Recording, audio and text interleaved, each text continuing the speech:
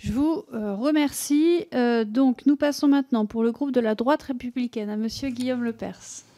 Merci Madame la Présidente, Messieurs les Présidents. Merci pour votre franchise. Franchise pour les discours parfois à contresens. Merci pour avoir expliqué l'impact, la dissolution et l'émotion. Merci pour parler des inquiétudes du tissu entrepreneurial, de besoin de confiance, de stabilité. Parce qu'à titre personnel, sincèrement, ça fait du bien. Parce que j'ai l'impression parfois dans l'hémicycle d'être totalement déconnecté du monde économique, pourtant lequel je viens.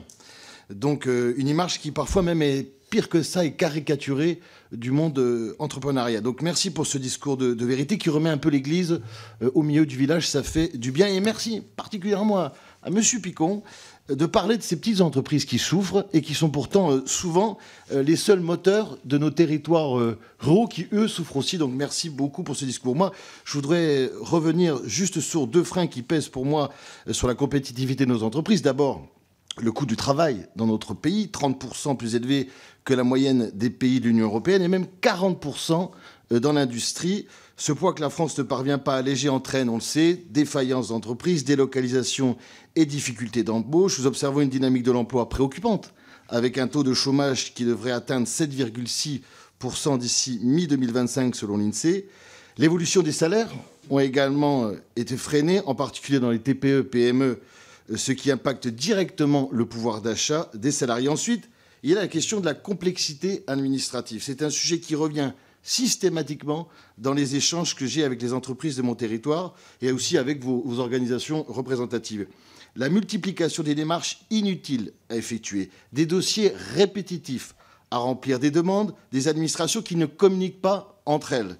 Ajouté à l'absence d'interlocuteurs directs et au manque de visibilité de notre politique publique, tout cela pèse également lourdement sur la vie de nos entreprises. Alors, quelles seraient pour vous les propositions pour alléger ces freins très concrets qui nuisent à la compétitivité des entreprises françaises?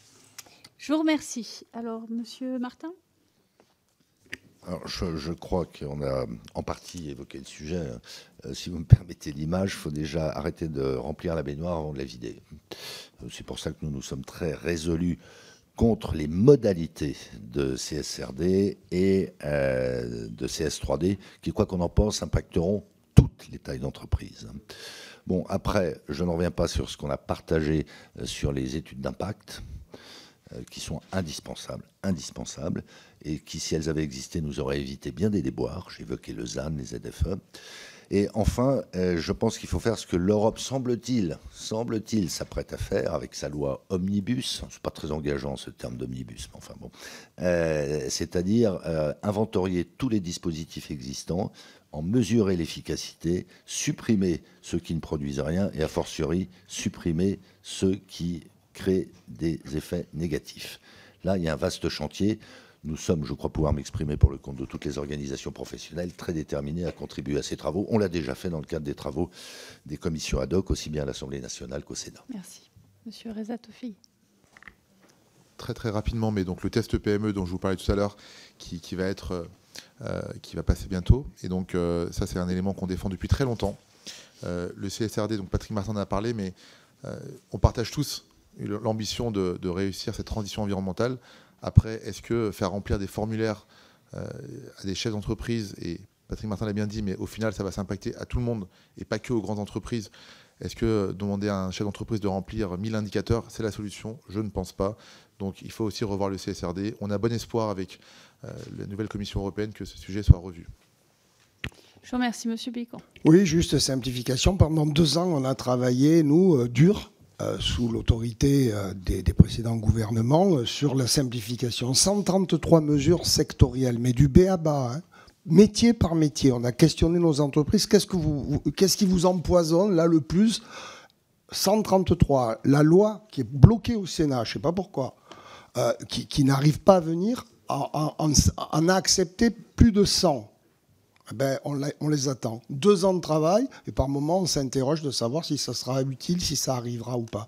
Donc concrètement, qu'est-ce que vous attendez? Les 130 propositions qu'on a fait, dont 100 sont dans la loi, secteur par secteur, bâtiment, alimentation, etc.